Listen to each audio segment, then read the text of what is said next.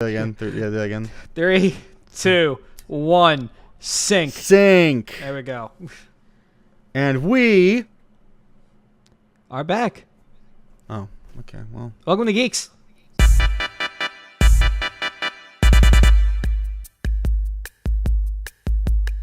Episode 4.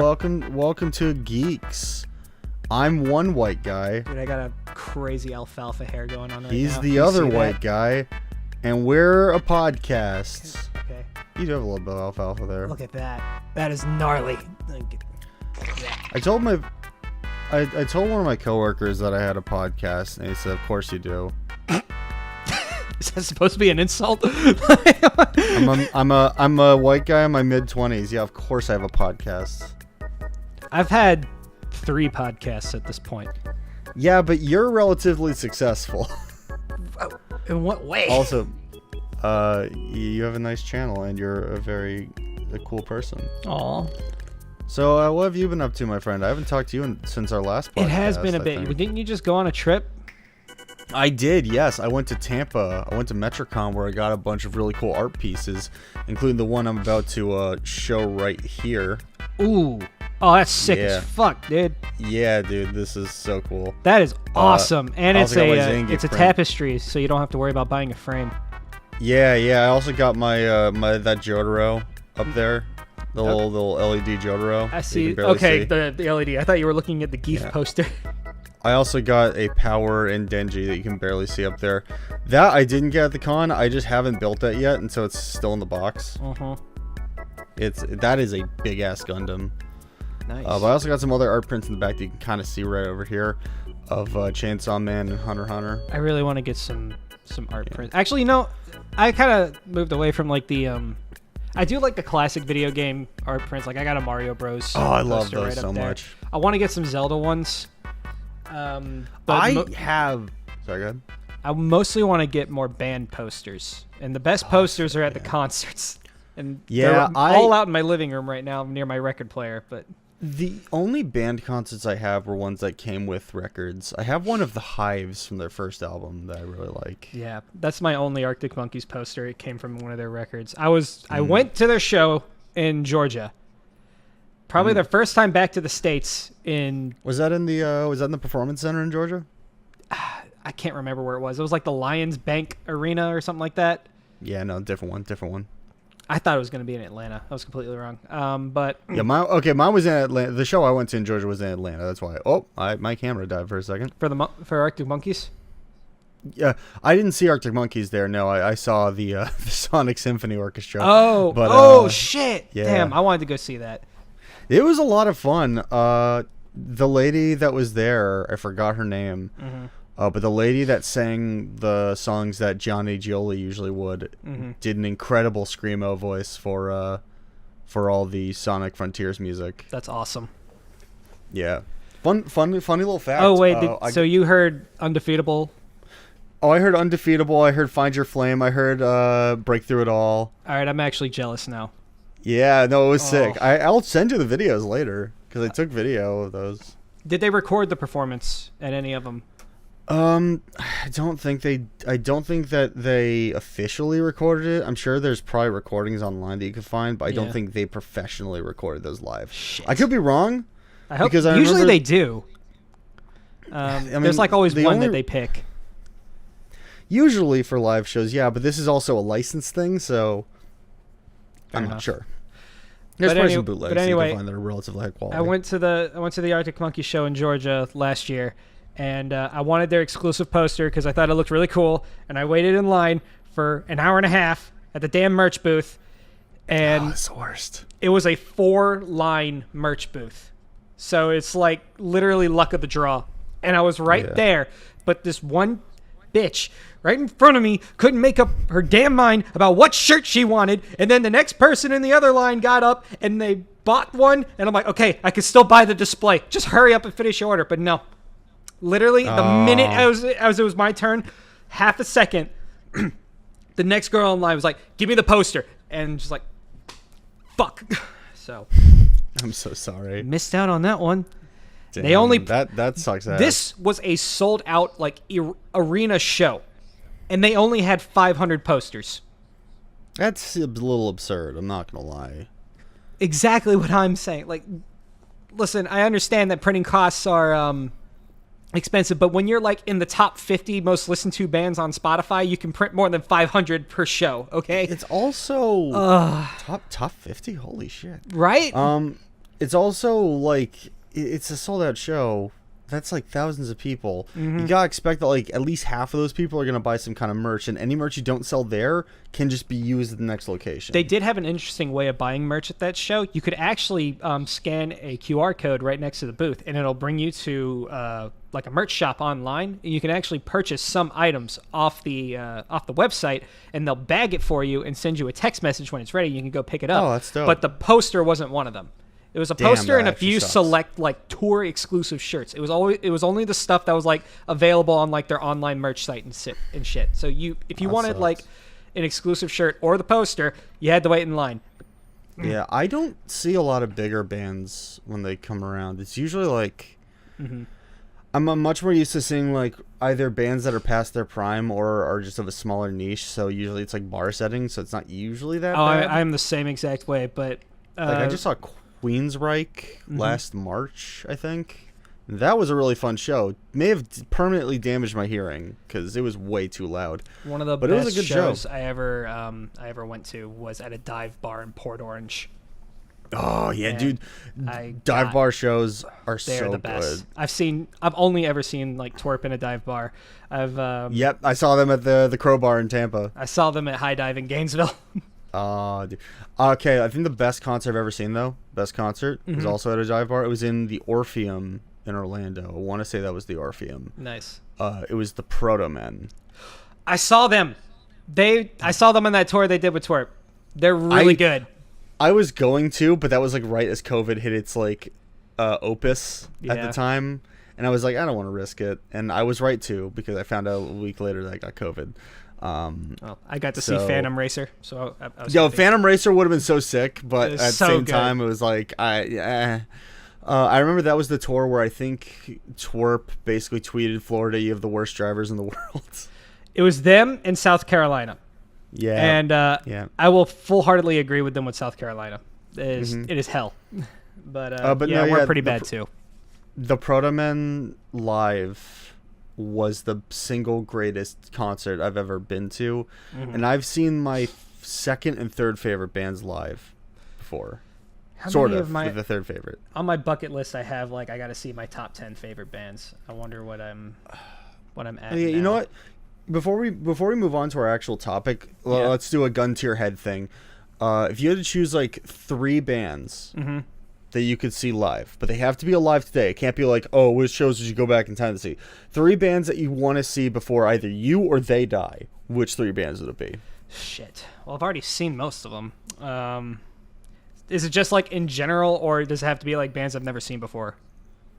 Let's say bands you've never seen before. Okay, bands I have to see before I or they die. Yeah. Surfaces. Good Kid.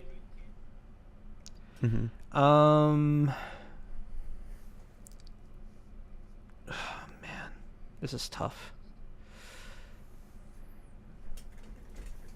Probably the Strokes.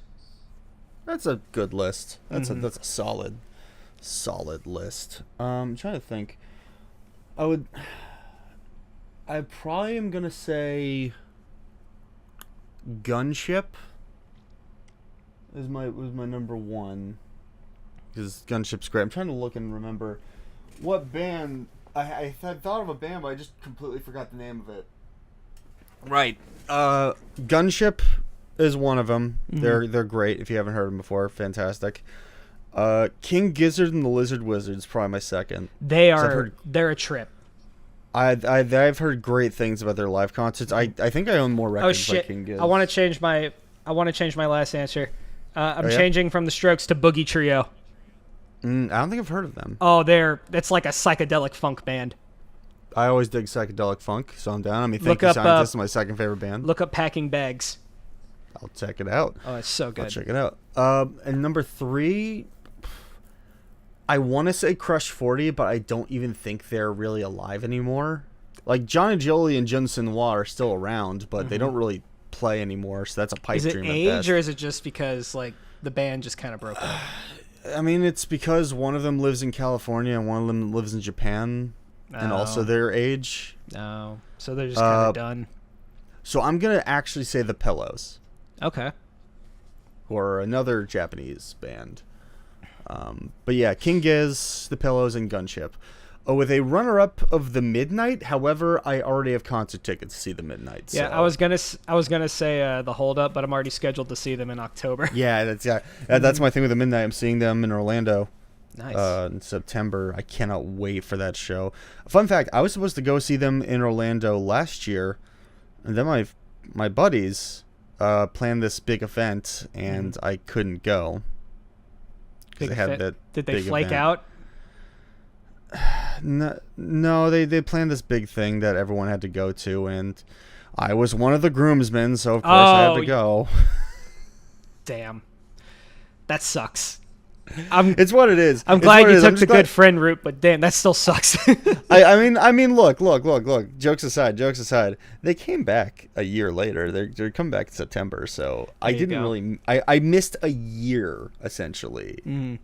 I missed them for a year, and that's it. So getting to see them now will be sick. Other than that, one last thing I want to talk about before we move on to the topic. Mm-hmm. I got a dog. Show. Would you like to see him? Yes. All right, sure. He's on my bed. Hold on. Just grab him. Aww. That's still cute, but It's Conchita. it's still cute, but I want doggo. Fine.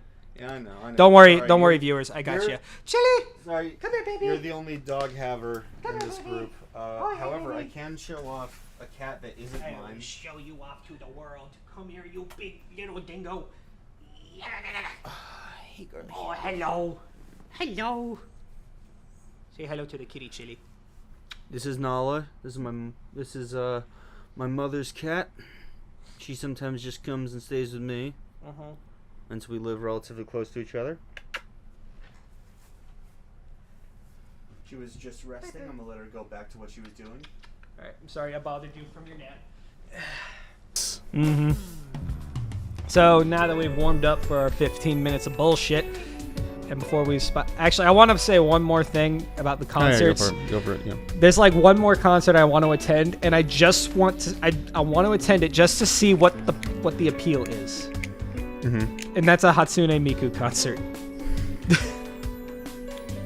I just want to see what it's like. Like, there's no way that it's this It's this popular for a reason, and I don't need to know anything. I want to go in completely blind. I've only heard one song by them, and I've like seen bits and pieces of like what the concerts are like, and I'm like, yeah, it looks stupid on the phone, but like maybe like the atmosphere of it all makes it better or something. I don't know, but Hatsune Miku is such a strange thing. It is. It's got that robot has lore. I know.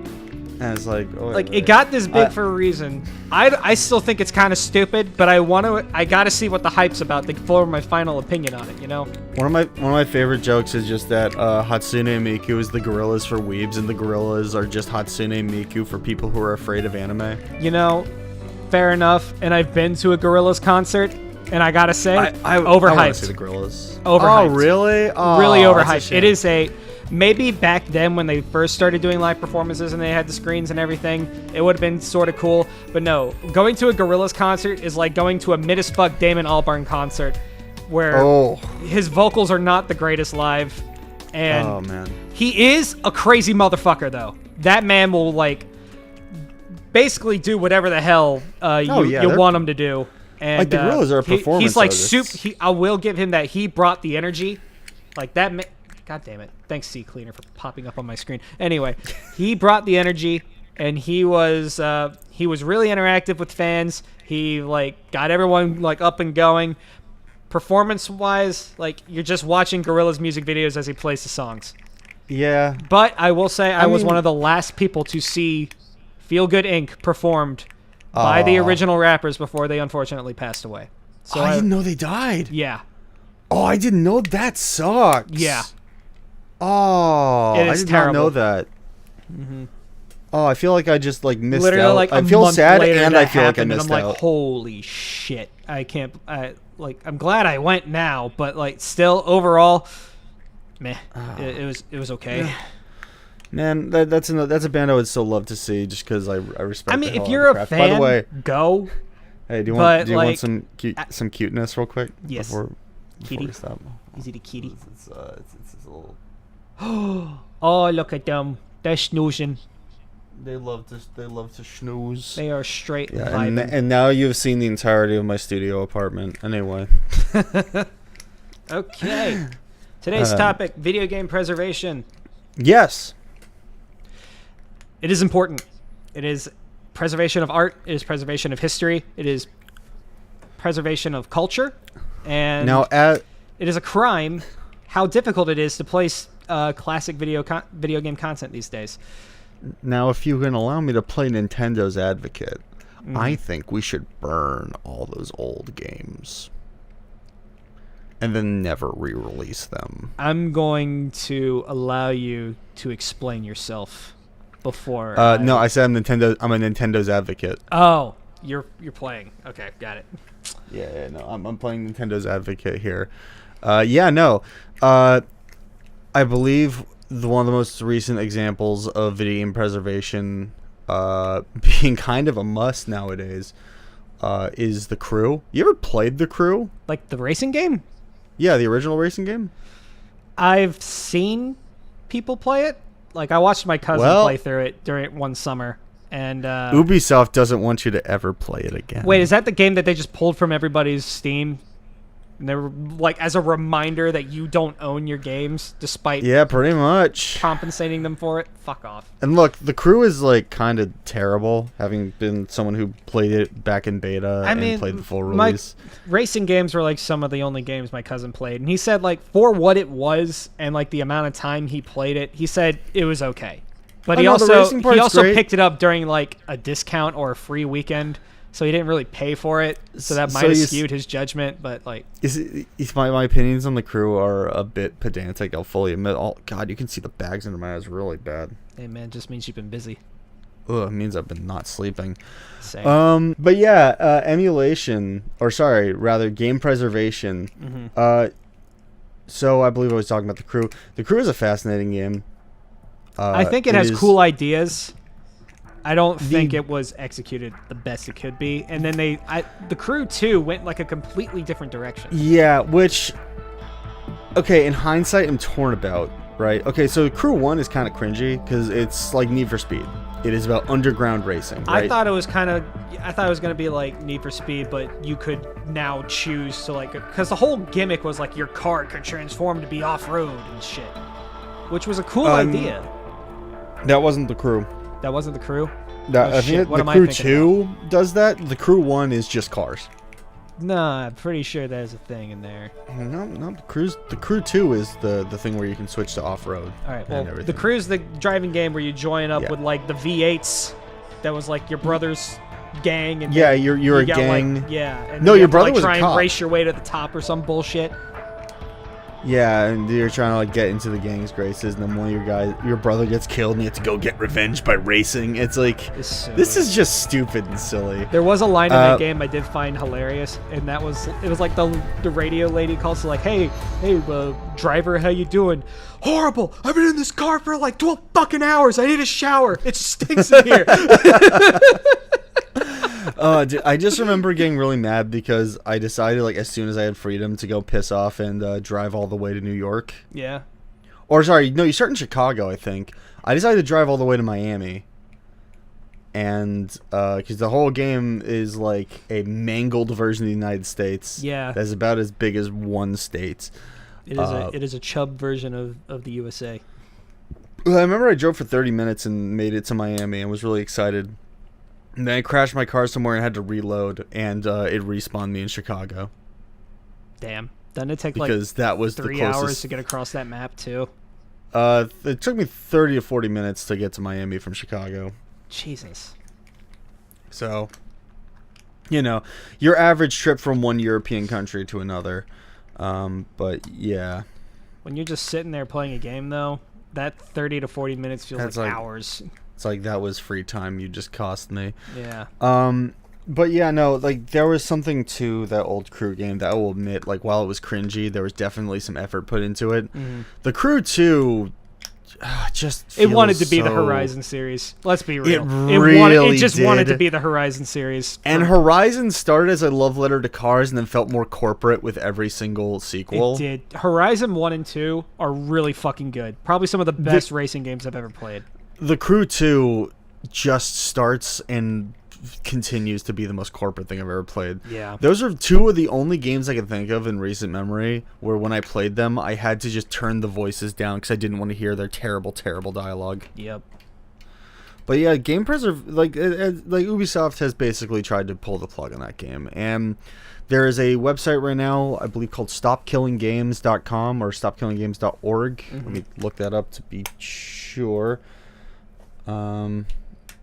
That is basically just about games preservation. Highly recommend checking them out. There's one organization. It's like their whole deal is just preserving games. Yeah, stopkillinggames.com. That's what it is. Mm-hmm.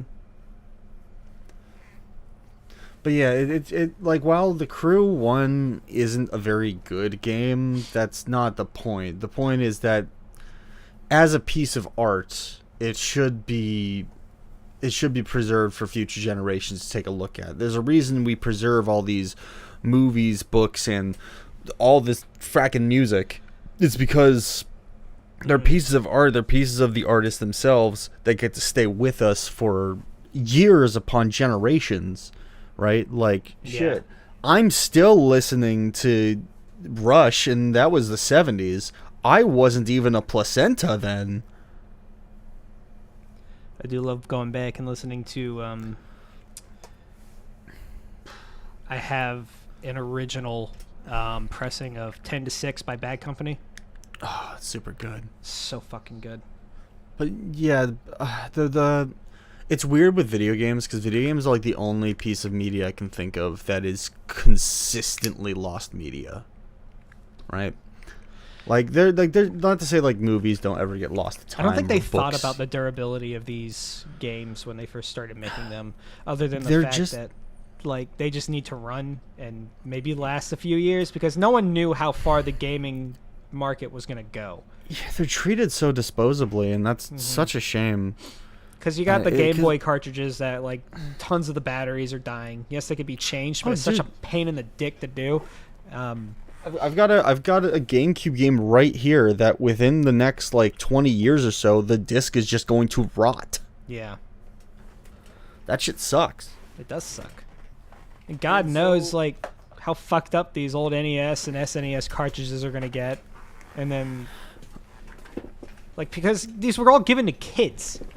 And kids don't take care of things. All right, they're gonna smack them. They're gonna beat them around. They're gonna drool and shit on them, and like it's not good. But again, like it was such a new thing that they didn't know if it was gonna last or not. And then it almost died. And the easiest way of like keeping these games preserved, right? Like keeping these games actually take the code and just re-release it, right? Mm-hmm. Like we've seen games get re-released all the time. I mean, people complain about Silent Hill 2, but like I can play that on my PS3 and PC. Mm-hmm. Right? Only have the correct PS3, and then you have to. Actually, no. This is actually worse. What? Can you not play it on the PS2, PS3? There is a long history of Konami and a bunch of other Japanese game devs, including Sega. I believe Capcom somehow got around it, but a lot of these Japanese companies in the very like early 90s would just throw out their code. What the fuck? Why would you do that? It's the reason House of the Dead 1's remake does not feel anything like the old game because they lost all that code. Because code preservation was not really a must. There's no real archival. Do you know? So Silent Hill 2, which is one of the best survival horror games ever made, that source code doesn't exist anymore. The versions that they made for the remake are actually like half emulated and kind of broken. Like the game will just chug randomly. The fog doesn't exist, which the fog is necessary to make the tone, and the voice acting was changed. But the thing is, it was badly changed because you can still hear the original voices under there, just barely. Yeah. So it's not even like they just so it was like a really bad audio remaster. I bet they only had like the original copy of the game. It's not even a remaster; it's a port. Oh shit! Like it's just really bad, and it's a shame that is the version that's most widely available because you can play that on the PlayStation 3 or 4. I think is on there as well. I could be wrong about the 4 though.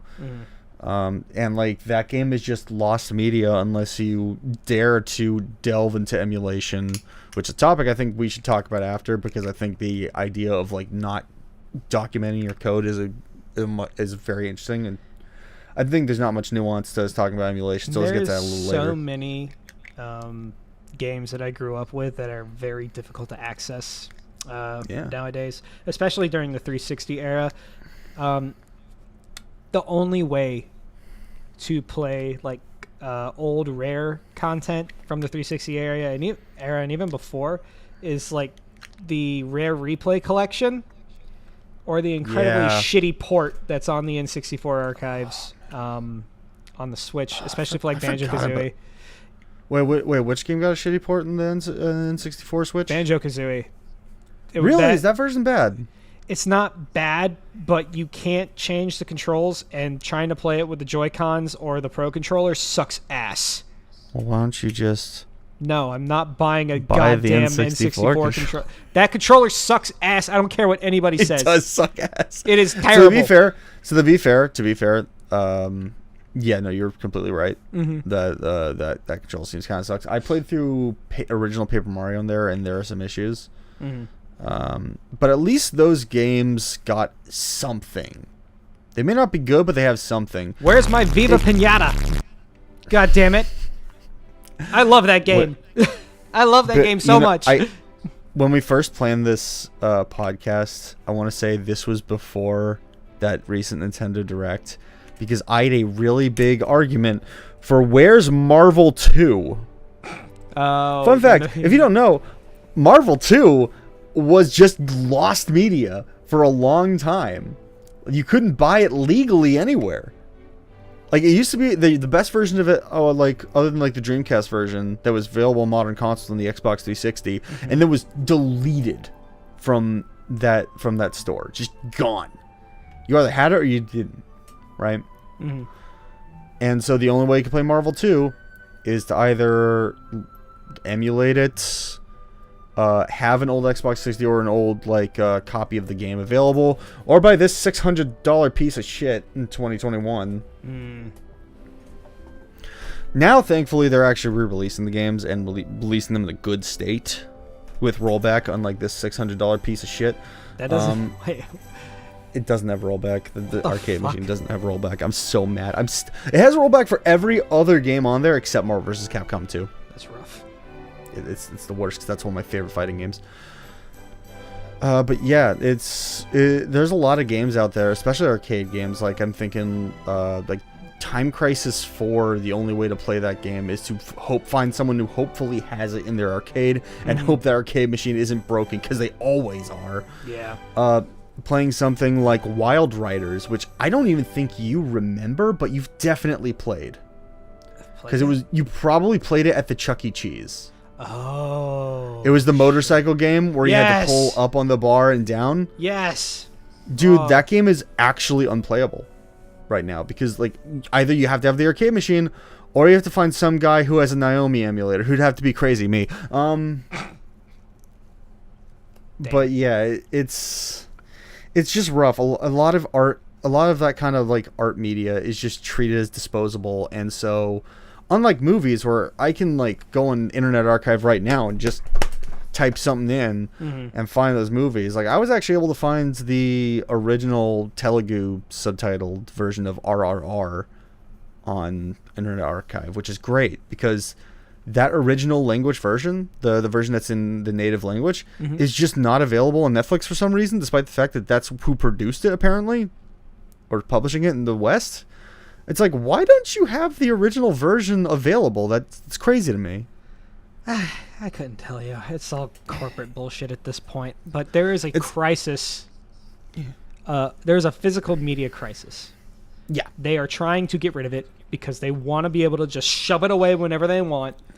And then, and who is they, Mr. Whenever people Ender? start talking about it again, they want to pull it back out and charge you way more than what it's worth, along with a bunch of their other shitty content. And who are they, Mr. Ender? Who are they that we're talking about? Is it anyone really at this the point? Corporations? At the point, Nintendo, fucking Netflix, yeah. Fucking, what are they called? Warner Brothers.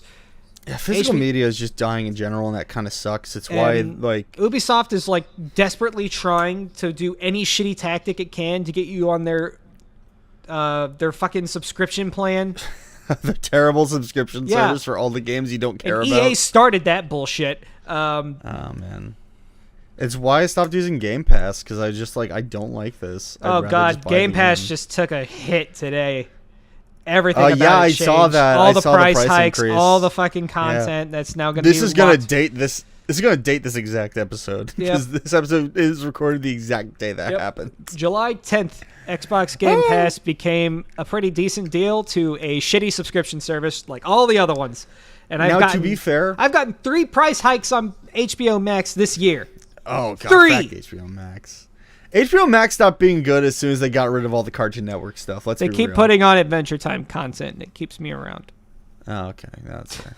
It's my favorite show. I might know of another streaming service you could watch that on. Oh no, I bought the box set. I bought the box set for Adventure Time because I did not want to be at any point restricted from my favorite show.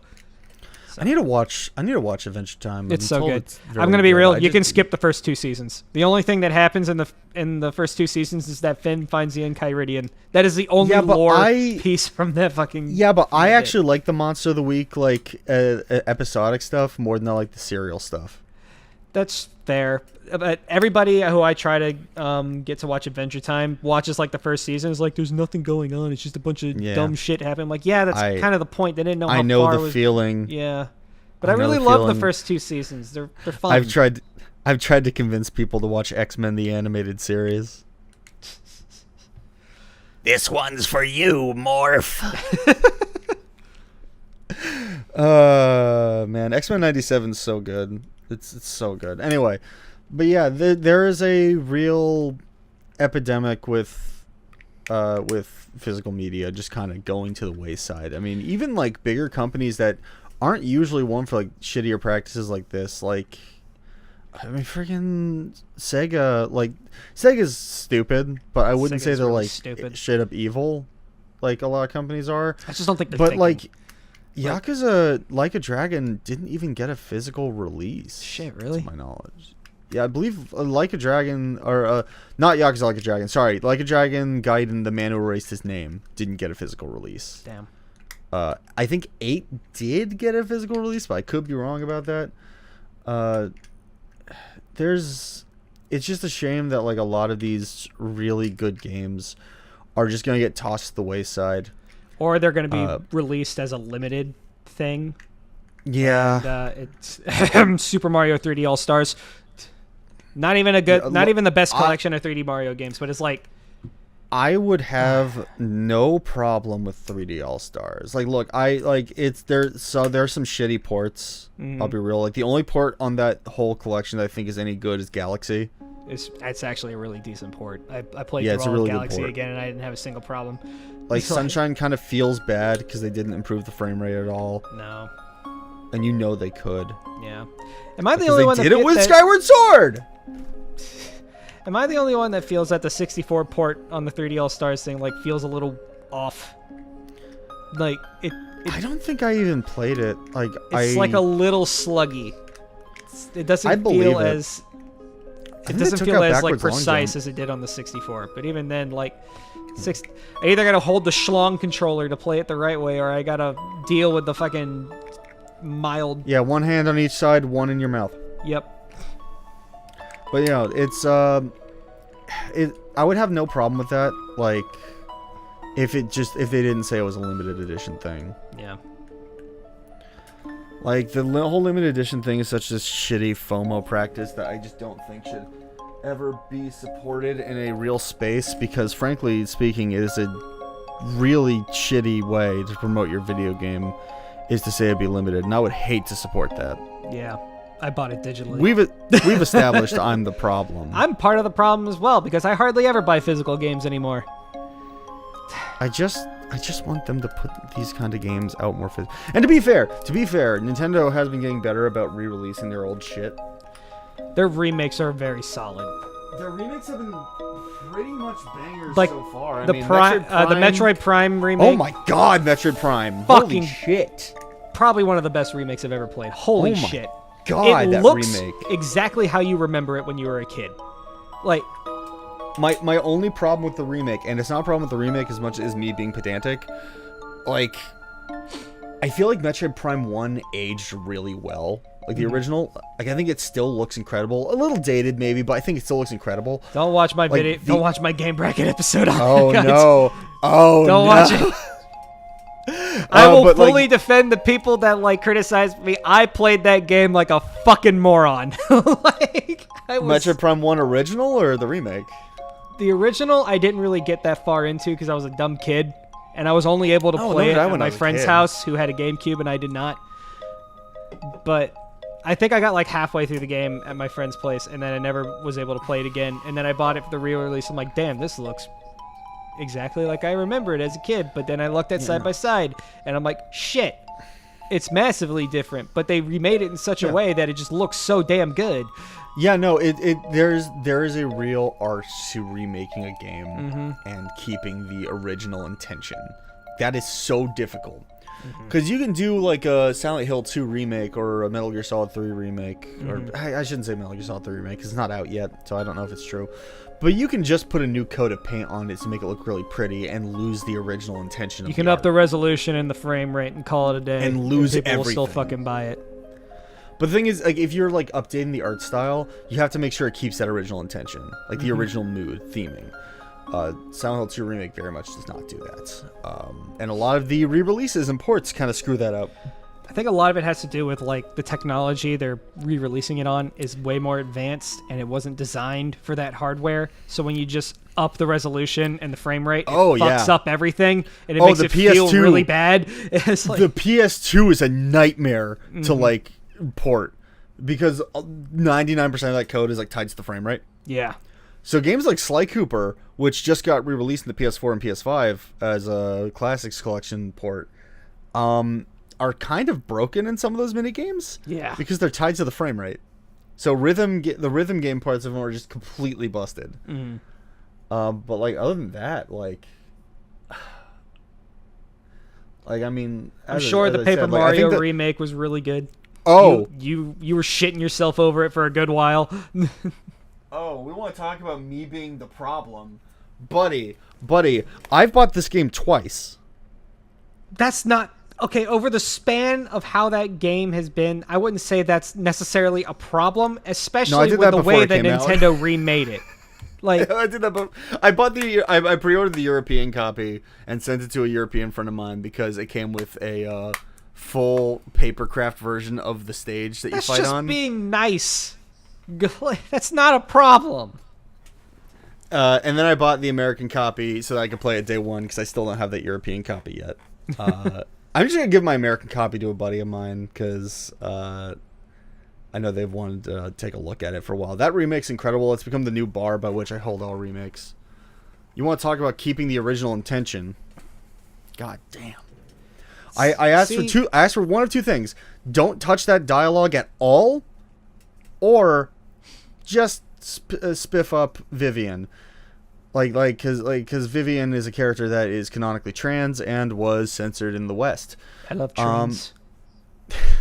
But no, she's actually given her correct identity now. And other than that, there's very minor changes to dialogue.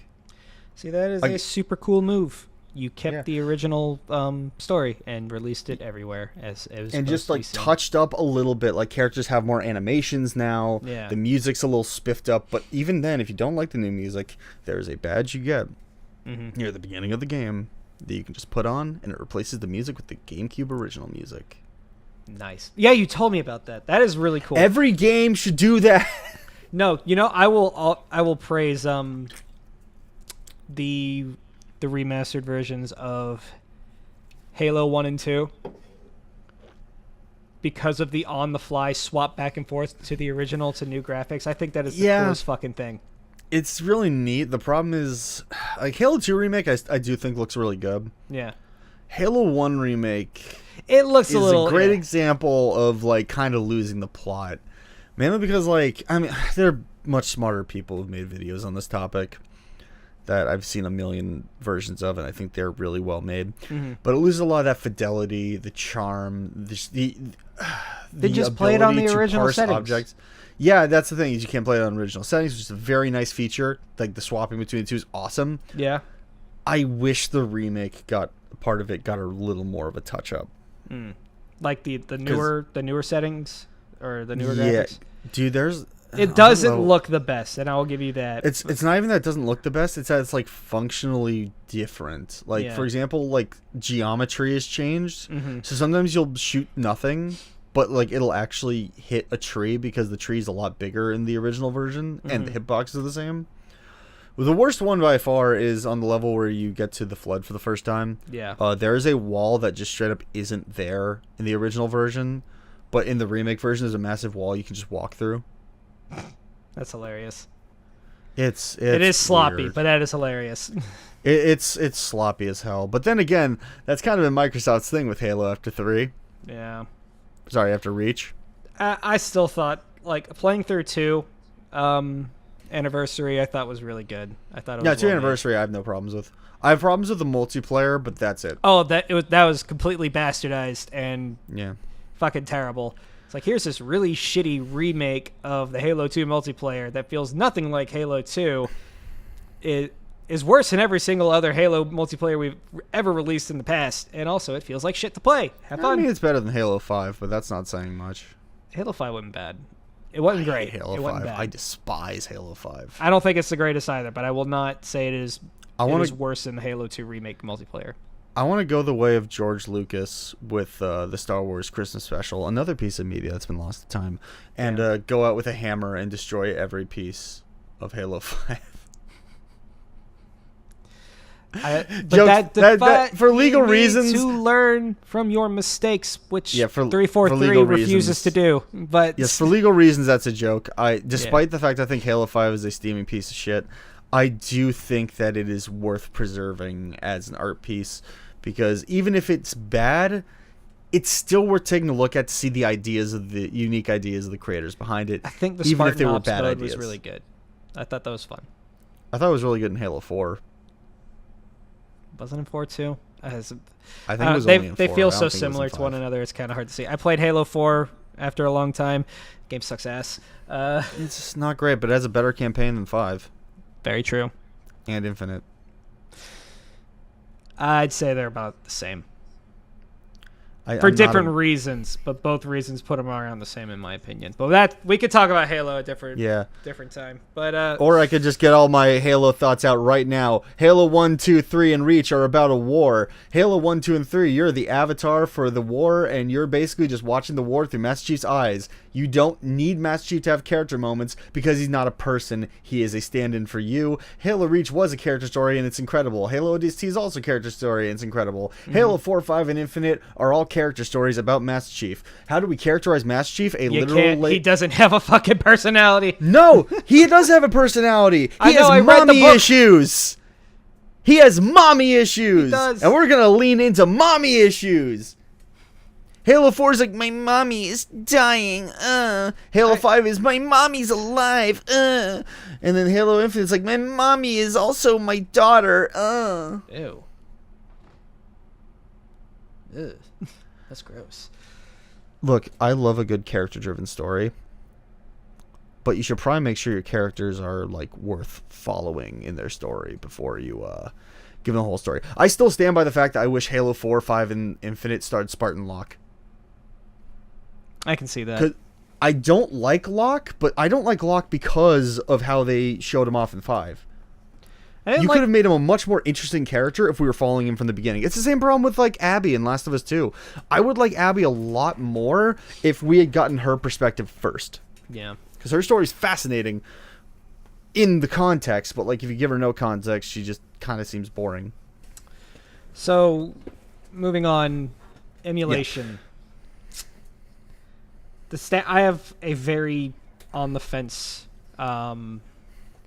opinion on emulation. I am all for it if it is the most economically sensible way to play the game, meaning you don't have to spend $300 on a retro console, another $300 on the game itself, and then play it. If you have the ability to play it, especially in like tough times like these, there's no way I'm going to go out and buy all this bullshit to play one game, and when I could easily get it all offline and even have like mod support for it if it's one of those games, because the modding scene for Budokai Tenkaichi 3, fucking insane. Dude, there's a competitive Sonic Riders scene that is incredible. Sonic Riders has some of the coolest fucking tech ever. I love it. If we want to talk about like the greatest modding scenes, Mario 64 is like the peak. Yeah. Of like old classic modding. Mm-hmm. Like if we're not just talking like levels or just changes to gameplay, they've basically changed the entire game. They've made that shit into an RPG. They've made it into a first-person shooter. There's a multiplayer mod that looks like a lot of fun. So I'm not as on the fence as well, first of all, I'm relatively in game development, despite the fact that my solo dev career has been painfully non-existent. Mm-hmm. But I've worked with people who have gone on to be very successful game devs. I've talked to people and worked with others who are already very successful game devs. So I have a little bit of insight on this, I feel. I'm very when we talk about emulation, like if you're downloading the ROMs off a site, like for a game you don't own, I'm not going to beat around the bush. That is technically piracy, right? You are essentially downloading a digital version of something you do not own. You did not pay for it. You did not pay for it, yada yada. That being said, I believe Hakita, the head dev for Ultra Kill, said it best in a thread in which someone was talking about how they love to pirate indie games. Don't Talked do about that. how he was pirating Ultra Kill. He said, "Go for it. Art is not made for only the rich. Money should not keep you from experiencing art. If you are giving me money, I want it to be because you're supporting me. I want it to be because you legitimately believe that my art is worth something and you want to put it forward." It's why like Bandcamp offers that pay what you want a system for a lot of their things. Because frankly speaking, people do need to get paid, but at least for me, and I know not every dev feels like this, and you shouldn't take this as I speak for every video game dev, because that's not true, right? There are definitely people who are more financially incentivized and need that cash flow, need you to get that money in. But at least for people like me, I'm in it for the love of the game. I do hope I make money, don't get me wrong, I would like to be successful. But I would rather know that people are experiencing the art I made and get that piece of my soul that I've put into it. I would rather that like a million times over than like whatever small financial gain I get. And not to ruin this touching speech, I have tied my leg. You've tied your leg. I was messing around with the little ties on my pants, and I tied my leg. This is not a joke. I am legitimately stuck.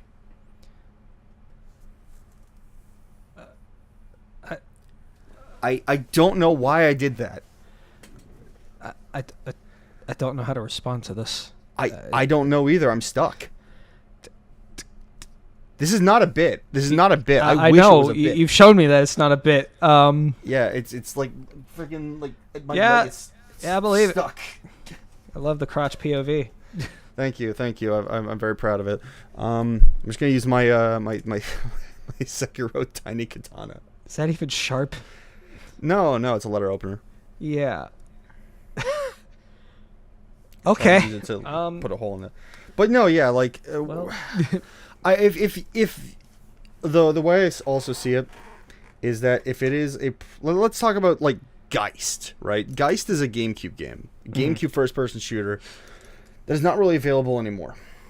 The devs have been paid. They put out their game. They're working on other projects. They're not receiving a dime from sales anymore because there are no more new copies of Geist. Right. By pirating the game or emulating the pirated version of the game, you have lost them no money. You have lost them no time. At worst, you are bypassing some licensing laws. Realistically, who cares? I'm fairly certain they'd be happy to know that you were playing the game.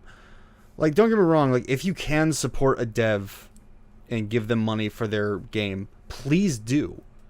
Like, I'm not saying like, oh, who cares? There's no ethical consumption of capitalism. You can go like steal everything. Like, no, just because there is no ethical consumption of capitalism doesn't mean that that you should just steal everything. No, like, video games are an art form. Art deserves to be experienced. But if you have that ability to support the artist you love, do it, because if you don't support your artists, they aren't going to be able to do more art. Right. Your whole speech kind of reminded me of a bit in South Park. And it was which bit was that? It was the one where Cartman breaks off from the band that he went and started with Stan, Kyle, and Kenny to race to get a platinum album first. And while Cartman went off and made a Christian band and got super popular, of course he did. Of course he did. I recommend you watch the episode because it's funny on more than one subject. But South Park's always just been great. It's super funny. Like, they're not always on point, but when they are, it's great. But just Kino. So during this competition, Stan, Kyle, and Kenny actually are like, if we're going to make a super cool album that's going to go platinum, we need to get some inspiration. But how are we going to get money to buy music? It's like, and Kenny's like, oh, you can just download that shit off the internet. And so they spend like, they download a shit ton of music, like Stevie Wonder, Creed, like all the top artists around that time. And the cops immediately break into their house. It's like, you know what you're doing to these famous musicians? How dare you? And they like take them to all these mansions. It's like, you see that? That artist was hoping to buy a third plane for his son, and now thanks to you downloading their music, they have to wait another month. Weird Al did a parody of We Are the World called "Don't Download the Song." That was basically the same thing where it's like, we need to afford the third yacht. It's just like stuff like that. It's like, yeah, no, it's like, look, like, not all artists are struggling, but a lot of like indie artists. I'm getting to it. Sorry. Yeah. You're getting to there's more to this comedy bit, although it starts off like that. So they're like, damn, how are we gonna make a platinum album if all the music we release is just gonna get downloaded and stolen anyway? We're gonna protest. So it's like they start protesting and they don't make any music, and then like all these other bands start like joining the whole movement, and they're just sitting there saying like, we will not play if like you guys keep downloading music. But at the end of it, they're like, well, shit, Cartman got really successful, and there was probably people that stole his music, but he still made it, and he actually like made an impact. Now it didn't end that way, but you got to watch the episode for that. But the whole point of this bit was like, and we just sat around and did nothing. Shouldn't we be happy that there are people listening to our music rather than buying it? Like, and that the whole, like, we started this for the music, like you were saying, like, with the Ultra Kill Dev, like, I put this out there for you to enjoy, and you should only, like, and if you feel like you want to support me, then support me. Basically, it loops around to that same bit. It's like, their whole point was like, yeah, people are going to steal our music, but if they like it, that was the whole point we started the band anyway, right? Because we wanted to make music and have people listen to it. And the worst thing in the world to me, as a pretentious artist, is too. to make an art piece and just have it burn away forever, just gone, like to never be experienced by future generations or anyone. That is the saddest thing in the world to me. I would rather be broke than be forgotten. Like, I don't have a problem it's paying just for easy. video games. I really don't. But if the cost of entry is like astronomical, or I am just not given the option to, especially on modern hardware, and I want to play these games, I'm gonna take the route that's gonna cost me not an arm and a leg, and I could still enjoy it. Like the only games I've emulated are like Pokemon games, because like who hasn't at this point, and a couple PS2 games that I could not get my hands on.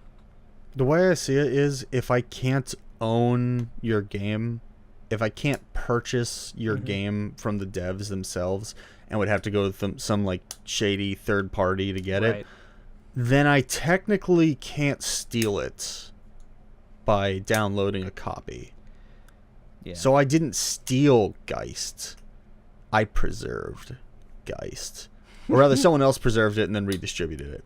There we go.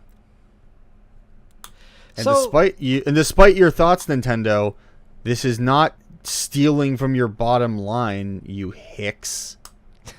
This is that the argument they made to Legacy? Oh yeah, no, Vimslayer got like most of their Nintendo ROMs taken off. Oh yeah. Which sucks because a lot of those games are just unplayable. Hey, do you want to play Metroid Prime 3 before Metroid Prime 4 comes out? Yes, I would like to. It's a shame, really. Yeah. That I have no easy way of playing it. Didn't they already announce that they were re-releasing 2? I don't think they announced anything about 2. I thought I saw something about that. They announced 4. I know they announced 4 finally, but I think there was like something. No, I think it was part of like the fucking Game Boy thing. It's like Metroid 2. Oh yeah, Metroid Zero Mission was coming to Game Boy, the Game Boy thing, which is a good game. It is.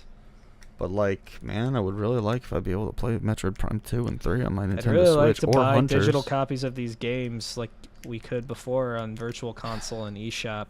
But no, you want to put everything behind your fucking subscription price wall. 99% of games that came out in the DS are never going to be properly re-released, and that sucks. That does suck. There's some good shit on there. I think with the new, this is just speculation. I think the new, after looking at like the blueprints for the supposed new Nintendo console that they're going to release next year, I think it has 2 screens, which would have the possibility of some proper DS ports, but I don't think that's going to be a thing, dude. That sounds made up. I'm not going to lie. It might be. I mean, it's Nintendo leaks, so anything could be made up or real or whatever. Dude, who knows? I thought the 2DS was From what I saw, it was like the blueprints where it was like 2 screens that could like attach and detach from one another. That was the whole thing around it. Whether if it was true or not, I don't know. But that is the only thing I've seen about the supposed next Nintendo console. Time will tell. Time will tell. Tell pretty soon too, because it feels like we just started this year and it's already July. Yep. Which is wild. God, it is already July. I'm gonna be. You know what's even crazier? By the time episode 5 gets started, I'm gonna be 26. I'm already 26. Damn. Yeah, that's crazy. I turned 26 in March. I turned 26 in 2 weeks. It's not as bad once it finally hits you. I feel like it gets worse. No. I became afraid of aging at 23. And then once I hit 26, I'm like, well, I'm here. I guess there's no reason to give a shit about it anymore. Yeah, it's what it is. I've already started my midlife crisis, if you couldn't tell by my hair. Your quarter life crisis.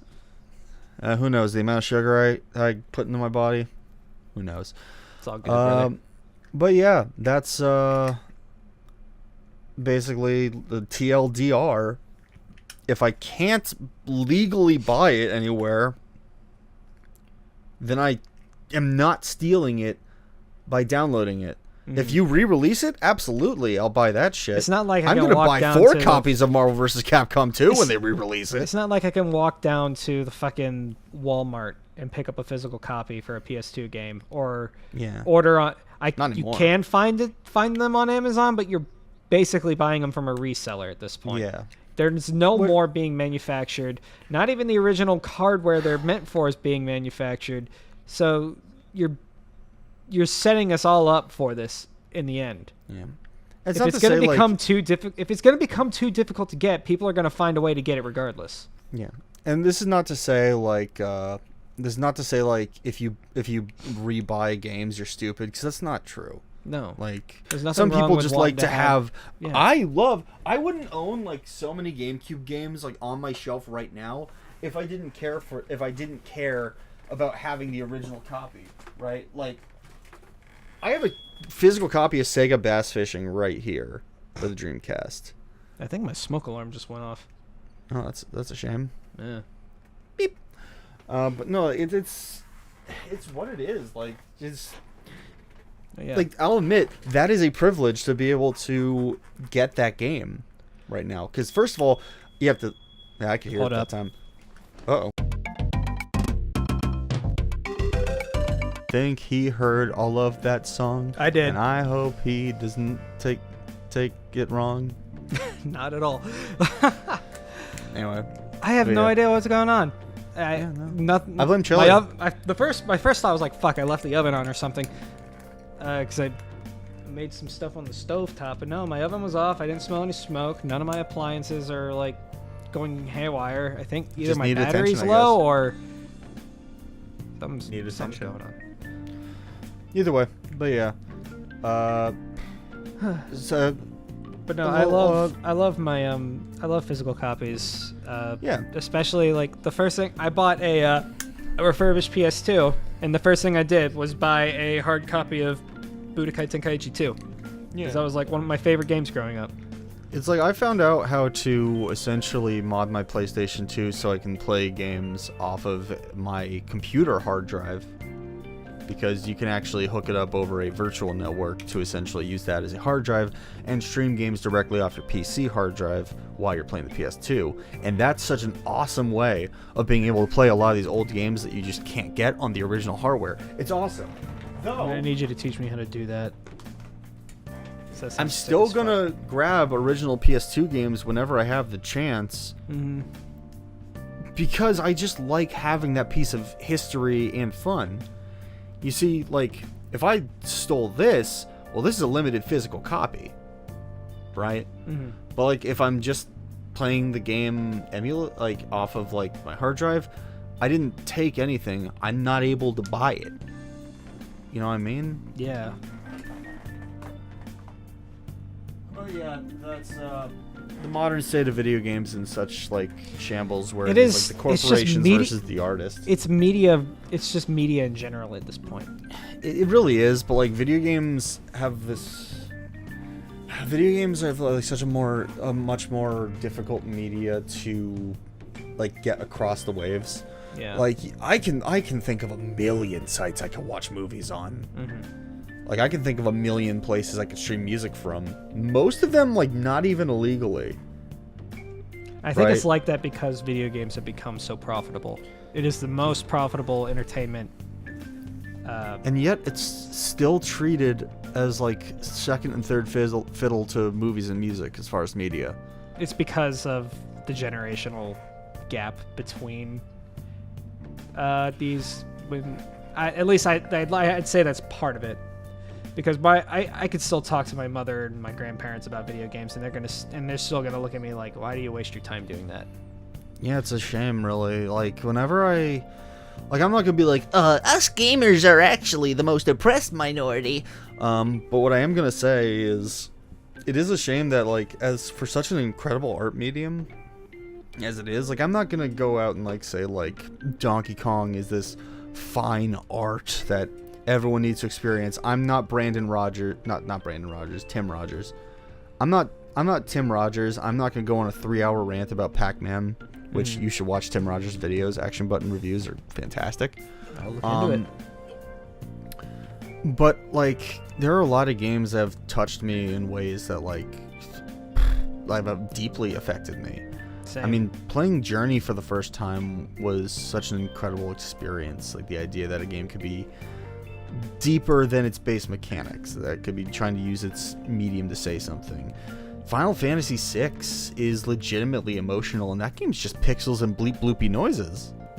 Every time I've played through Gris, I still tear up. Yeah. Just based off how beautiful the art is and the music. Like, everything in that game artistically is designed so well to just overwhelm you with emotions. It's... That, and I played it during a very difficult time in my life. And so there's probably that as well going in. But even then, like... And there's this bit of shame I feel video games have where they're trying to play second fiddle to movies. And you can see this a lot with, like, a lot of top video game creators are trying to emulate movies. I mean, Last of Us, anything you got Kojima. Made. That was like his main inspiration for David Cage. Yeah. He wanted to make movies. The difference between, like, David Cage and Kojima is, first of all, David Cage got David Bowie. Which is still the saddest thing in the world to me. But, like, Kojima doesn't want to make a movie video game. He wants to make a video game like his movies. Like, David Cage is basically trying to make a interactive movie, whereas Kojima does care about the video game medium. Like, interactivity and puzzle solving and problem solving are integral to the video game experience. Right. And he wanted to blend that with a more cinematic story. So what you get is a lot of pretentious bullshit that is nonsense because it's a Kojima game. Yep. But also stuff that feels so sincere and in love with its own medium. Like, when I play a Kojima game, like, it's obviously, like, kind of jerking off Hollywood a little bit, but it never feels like it's embarrassed to be what it is. You know? Like, it does own it. It owns itself. Like Last of Us 2 is a really good video game that I don't care for very much, because it almost feels like it would rather be the TV show. Mm-hmm. You know? And this is weird, because the TV show wasn't even a thing yet. But, like, I feel like Last of Us, the TV show, almost, like, it wishes it was always that. Which is a shame, because I feel like Last of Us 1 especially... But the video game beautiful. Part of The Last of Us allowed it to be its original vision, right? Yeah. Because when you want to cast your show, you know, you got to find the actor, and if the actor looks like the guy but is a shitty actor, or vice versa, it's like, it's a nightmare. And it's never going to... I feel like a video game could be like your most pure form of your show if you want it, if like visual wise. Gameplay wise, that's a different can of worms, but like visual and story wise, you can basically like remove it from your head and put it on the screen. The perfect video game to me is the kind of game that can show you without telling you too much. Mm-hmm. Can have a really deeply interesting and complex story, but also doesn't compromise the gameplay for it. Right. Like it's willing to it's not like, oh, this part is the this part's the watch it part and this part's the fun part. It's all interwoven. Like the cool part is also the fun part. Mm-hmm. And the fun part has the story in it. Like that's the best kind of game. Take Death Stranding, right? Yeah. Obviously, it was meant to be like with Kojima's work in the past. Obviously, it was going to be more on the cinematic side. And I love Death Stranding. Everybody criticized it at the beginning because, like, oh, you just walk. But you're also taking that argument of, like, sure, that's part of the experience, and it was misunderstood at the time. It was blah, blah, blah. You can make whatever argument you want about it. The divide at that point was story versus gameplay. You could have, like, at what point does the director need to understand, like, you are taking this story and you have to keep your audience engaged in a form that they are the one pushing it forward, not you, right? Well, let me take an unbiased opinion on Death Stranding real quick. I only like it a little bit. Every episode, you got some collectible related to the fucking... I just pull some shit out. Yeah. All my shit's in the other room. I can't do that. That's the lucky thing of having only one room. I hate it here. Jesus. Anyway, but yeah. But you got a movie director that wants to make a video game who has never made gameplay, and then you also got like a game designer that knows everything about gameplay but never told a fucking story in their life. It's like you're dealing with two mediums, and you got to find a way to mesh them together. And I feel like it takes a very, very a team or a very skilled individual to make something like that happen. I think Death Stranding was the perfection of what Kojima was trying to do with Metal Gear Solid 5, right? Like Kojima wanted interactivity and player choice to be up at the forefront with both games. He wanted players to have complex problems that they had to find their own way around to solve in very open, roundabout ways, right? Gives you a lot of tools to play with. Right. The difference between how they interact with their story is pretty much everything you do in Death Stranding is tied into the overall plot or theme of the game. The idea of being in a disconnected world and trying to create connections and be personal with other people. The idea of all coming together while being diverse and different, forming to serve one common goal. It was able to tell that through the gameplay with very little of it. Like most of it's like kind of chaff thrown into like text bits, right? Which were usually nice little breaks that you could read through real quick because they usually aren't very long. And just some good stuff. I will still never forget the end of the pizza side quest line, which just killed me. I was dying at that reveal, which I won't spoil. You should play Death Stranding if you haven't. Metal Gear Solid 5. Metal Gear Solid 5 is such a good game gameplay-wise, and it gets none of this, nearly none of this, like, discourse. Or at least it was more niche, the discourse, because the gameplay was excellent and was constantly going. But the story is, like, really just in the background. Like, you barely know what's going on half the time. Which is a shame, because the Metal Gear game is usually known for its story. Yeah. And it's like the story, you have to like go into your shitty little Walkman, you have to choose one of the tapes, and not all the tapes are as good as the others. And I'll be real, if I could have just read through those and like had the voice in the background, that would have been so much better for me personally. But I don't know, I'm weird. I'm the kind of guy who doesn't really watch anime anymore because it's just faster to read a manga. Fair enough. I feel like we've gone off the beaten path. Oh, we have. Definitely. Yeah. But, you know, that happened. That's to be expected at this point. You should pirate Boktai on the Game Boy Advance. They're never going to release that shit again. That's a Kojima game. Well, if I can get us back on topic just a little bit. Recently, I've been playing through Persona 3 Reload. Yeah. And I got to say, it is one of the best remakes I've played, but it was released in probably the worst way possible. Because you lead on your audience for years with the release of Persona 4 Golden coming to all platforms. Probably the best version of that game. And it was a pretty decent port. But then you only release Persona 3 Portable in your escapade of releasing old content. And if you've ever played Persona 3 Portable and compared it to Persona 3 FES, it sucks ass. It's terrible. It is a slideshow with a okay JRPG in it.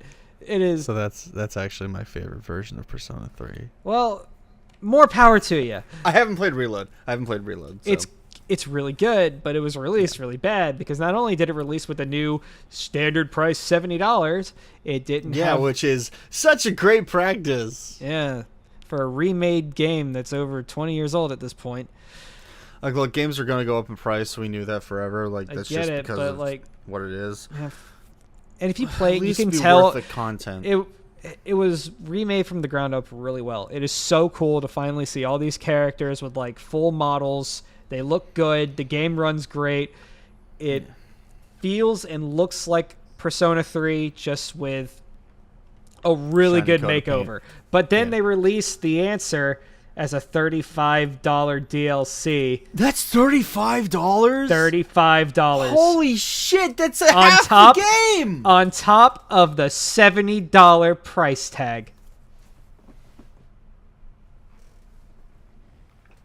I understand that if it was like Iceborne or Erdtree, where this was already made and released as a full version years ago, and you cut it up and sold it separately at astronomical pricing.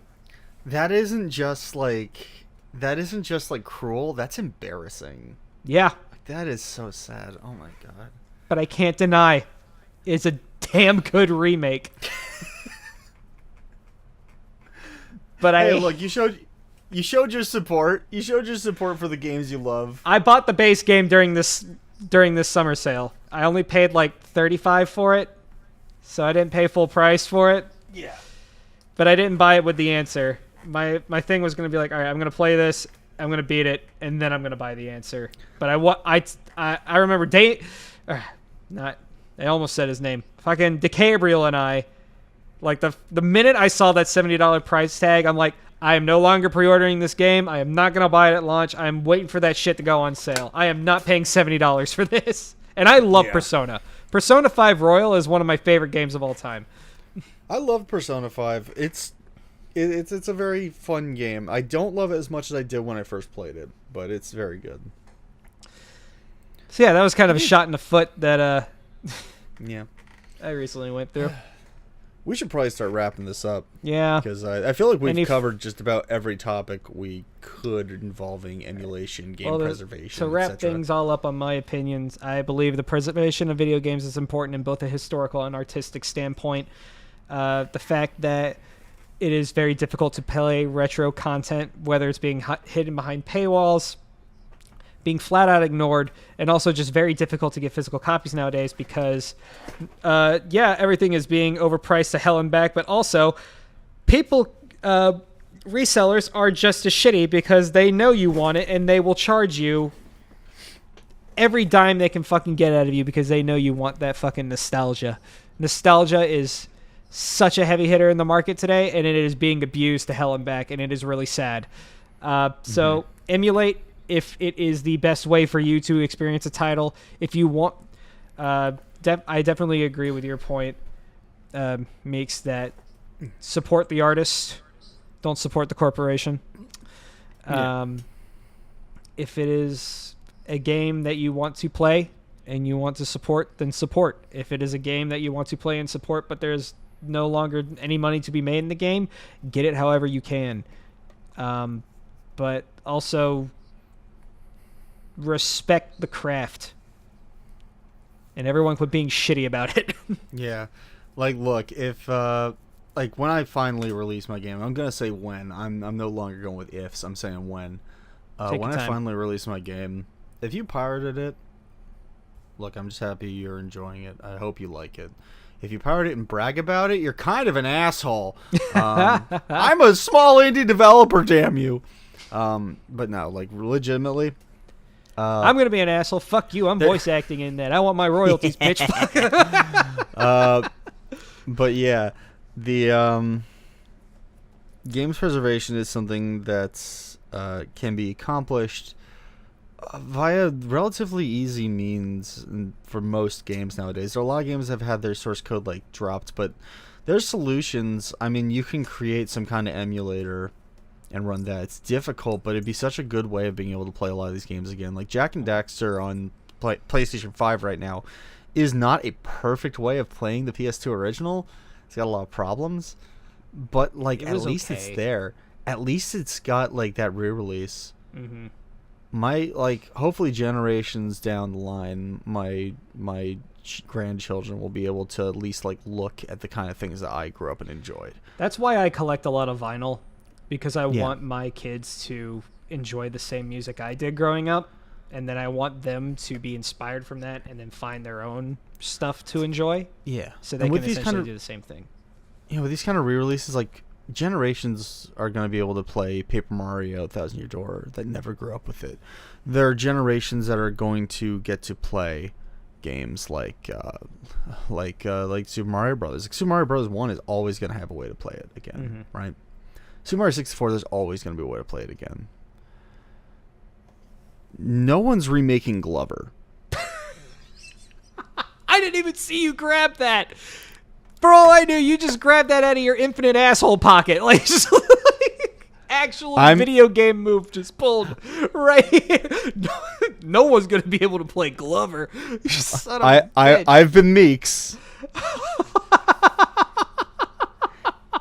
And what's your name, buddy? This is the best way to end it. What is your name, buddy? Gallic Ender. And this has been... Geeks. Thank you for watching, everyone. Good night, everybody. I'm so glad that Glover bit hit.